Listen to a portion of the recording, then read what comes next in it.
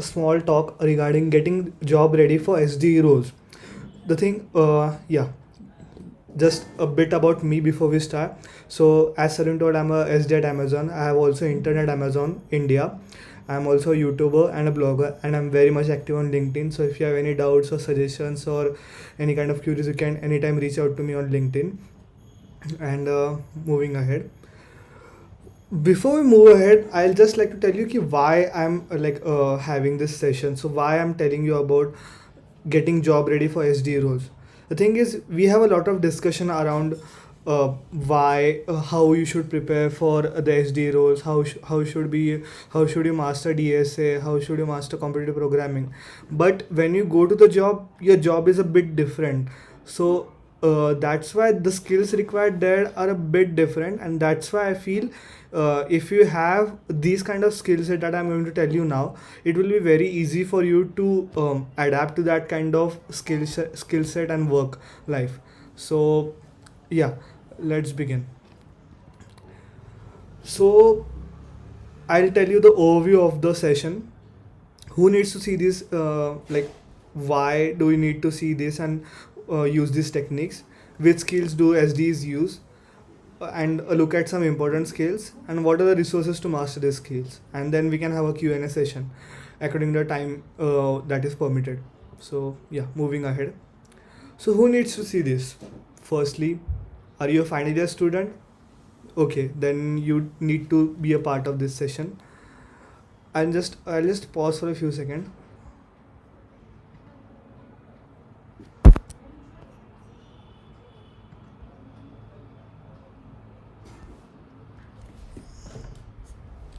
Okay.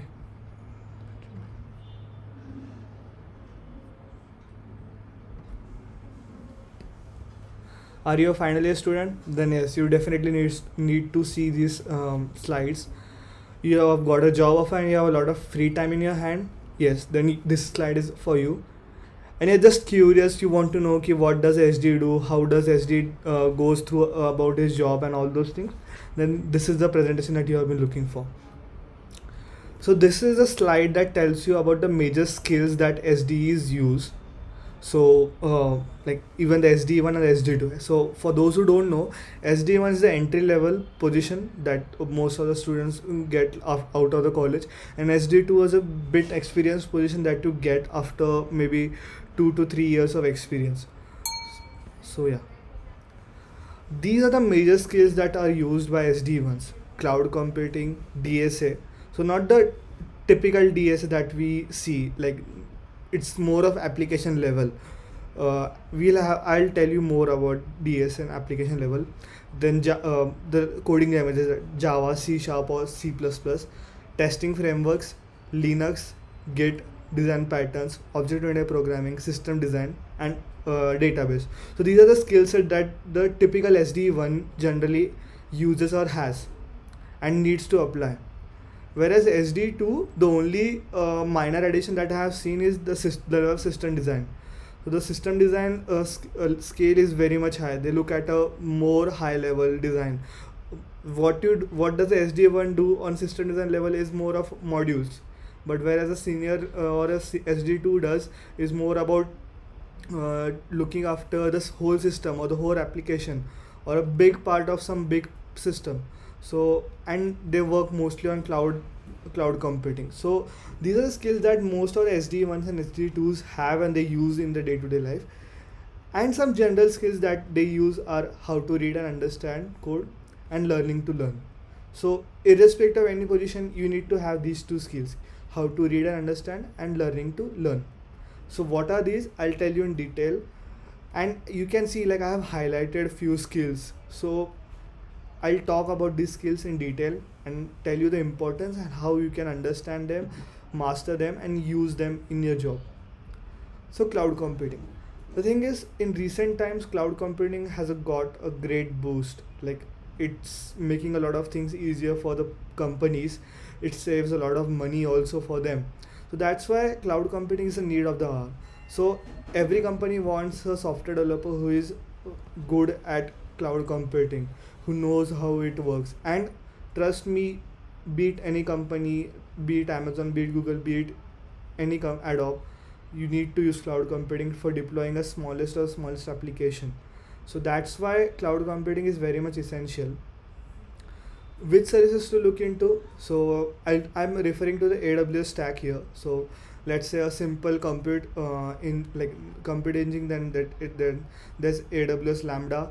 If you are using a like virtual computer, then there's AWS EC2, simple storage service, that is S3, or a DynamoDB. So these are the key services that you need to look into. And it's not necessary that you need to look into AWS only. You can look into AWS, Azure, and GCP. The reason why I'm referring these three only is because these are the most widely used cloud computing providers. So it will be easier for you to adapt or implement these things. We have many other providers also, like IBM, Adobe, and all those companies, but they are not widely used. So it's not of that useful to you. But if you use AWS, and it's most likely that you in company you will get to use AWS or Azure or GCP. So they are very similar to implement. So it will be easier for you only. That's why I'll suggest to use one of these three cloud providers and practice deploying on them. Moving ahead, Java and Java, C++, and testing frameworks.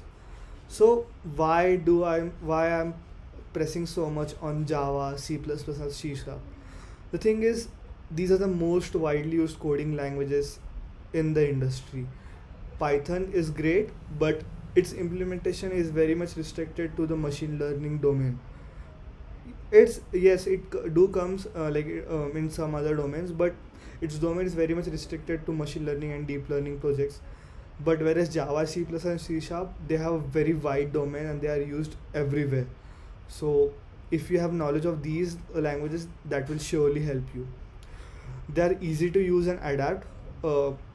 Obviously, with the help of an IDE, you might be facing some issues implementing these on the local system. But if you use an IDE or something like that, Java and C++ are very fast and very easy to use. And yes, they are very scalable and easy to switch also. So if you're good with Java, you can easily switch to C++, and the vice versa also works. So if you have these kind of knowledge of Java and C++, it is surely going to help you. Coming to testing frameworks, this is the new norm of the industry that I have observed is, for every line of code that you write, you should write a line of code to test that code also. So this is the benchmark that the industry has created. So if you write 100 lines of code, you need to write n number of 100 lines of test also to cover that 100 lines of code. So that's why it's very much important to know about testing frameworks also. Why I'm pressing so much on testing frameworks is because it's very much different from normal coding. So in normal coding, what we do is we work with arrays, we work with data structures, we work with objects and all those things. But testing frameworks are a bit different. There's mocking, there's a lot of different stuff. So you need to look into this, you need to have some knowledge of these things. I struggle a lot with testing frameworks. So if you have the resources and if you have the time, do look into testing frameworks also. Now coming to system design. System design is a very crucial part of a software development industry. 50 to 70% of our time goes into planning, because the better the planning, the less are the chances that we'll face issues in the future. So that's why system design is very much important when it comes to software development industry.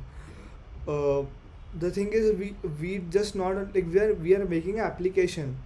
Every company makes an application, but there are lots of use cases, there are lots of edge cases, there are lots of things that you need to consider. And these things are not like that you can study in college, or you can just look after by seeing the product from the outside. You need to look in, dive deep into it, and then only you can understand what's going on, and then only you can. Sorry. Okay.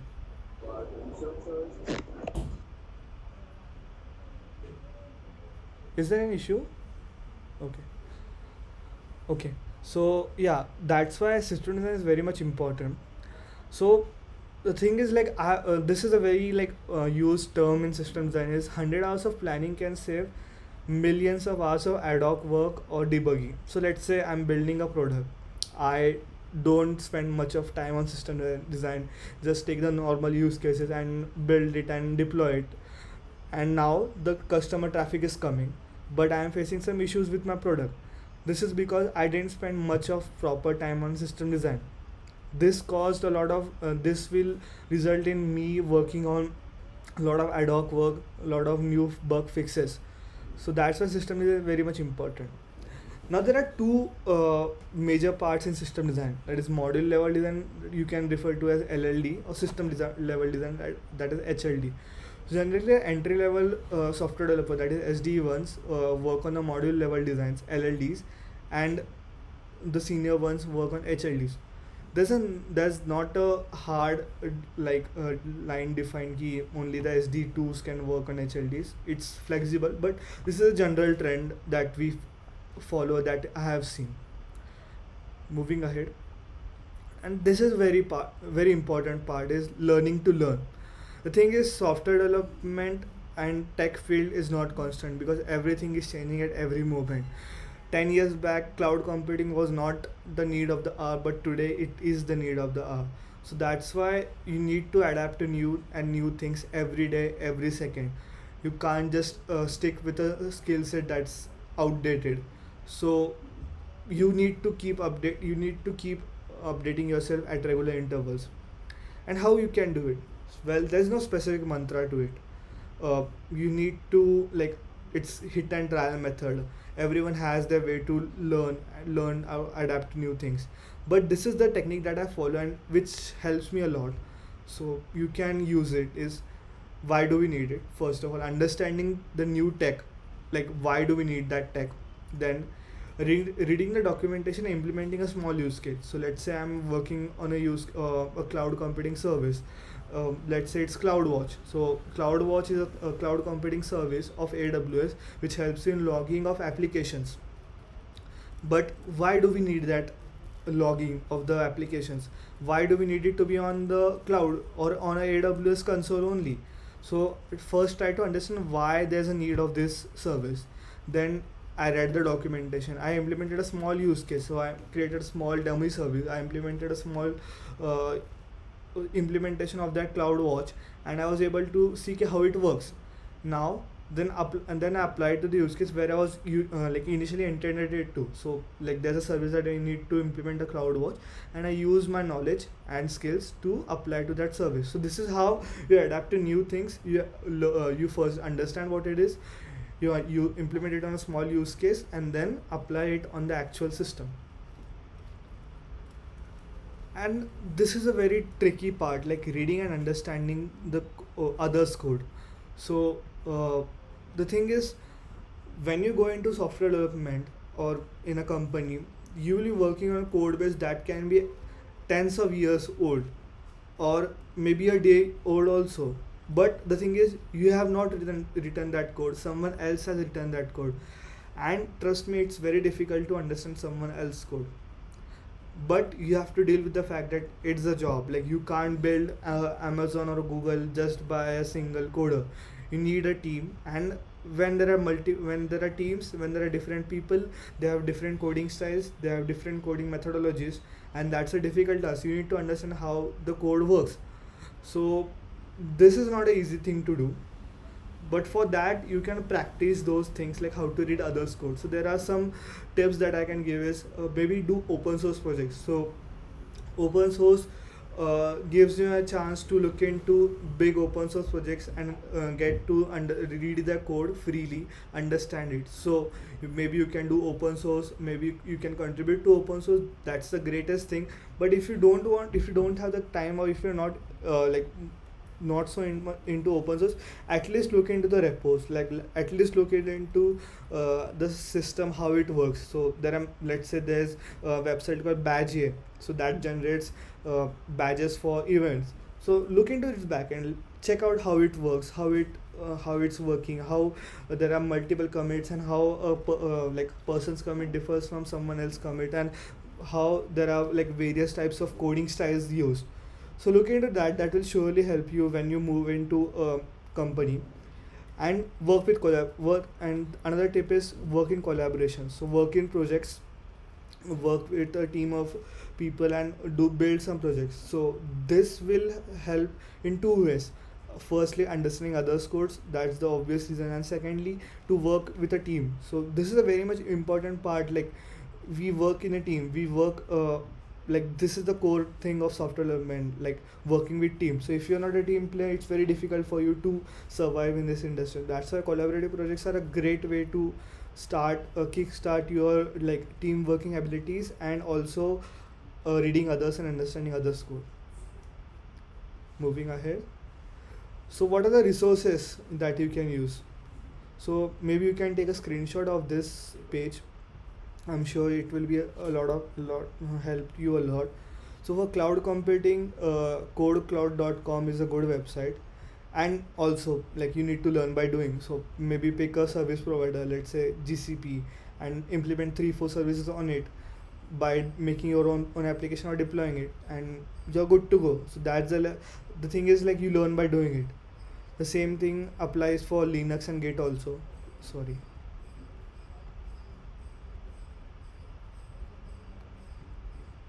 The same thing applies for Linux and Git also, and the same thing applies for databases also, SQL and NoSQL database. For Java and C++, I'll suggest New Boston YouTube channel is a good resource. For DSA, GFG, Geeks for Geeks, Lead Code, and My Code School are good resources to understand and apply the topics. But my suggestion is to apply the knowledge of DSA in solving projects. So let's say maybe you're building some project on your own, then try to implement DSA in that project. So this is my suggestion. Like, if you are like, my suggestion is to use DSA in the projects. That will surely help you. Then testing frameworks. So if you have time and if you are good with, like, you're preferring Java, then check out this website, like, well done. I don't know how to spell it, I'm not sure, but it has some good resources for JUnit testing frameworks and other frameworks also, like Mockito and all those things.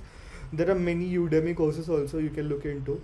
So depending upon the team that you what you use, you can choose a proper testing framework and look into it.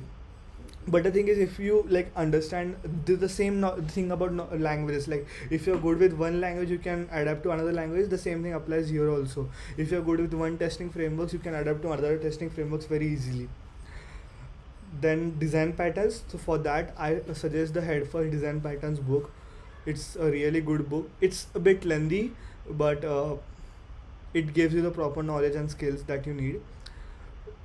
Yeah. And moving to the system design, the for system design, Gaurav Sen's YouTube videos are really great. They can help you a lot. And there's the Grokking the System interview design course by Educative. These are like the proper resources, good resources for understanding system design. And you will master system design with practice. Like, it's like, maybe sit in a group of 3 4 people, and let's say ki I'm designing WhatsApp. Everyone designs a WhatsApp of their system design of their own, and you discuss ki what are the pros and cons of these things, and that's how you master system design concepts.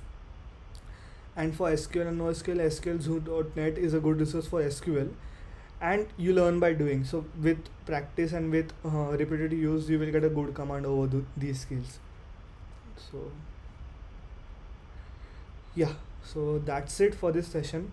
If you have any doubts, you can just like, ask me.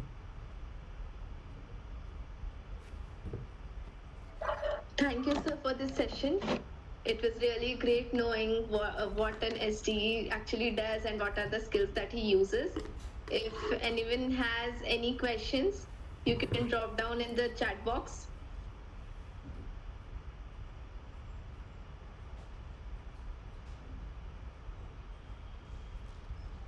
Hello everyone. I hope you're doing great. I am Rishi Ruslade, and welcome to my channel. So I guess someone has opened my YouTube channel. This story goes long back. When I received my job offer from Amazon, Yeah, I I received guess. tons of messages asking me about Bhaiya. Okay, sorry for that.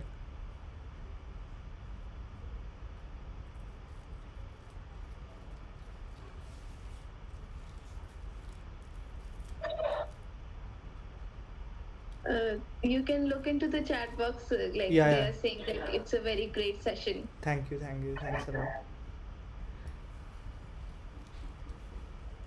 Thank you so much, sir.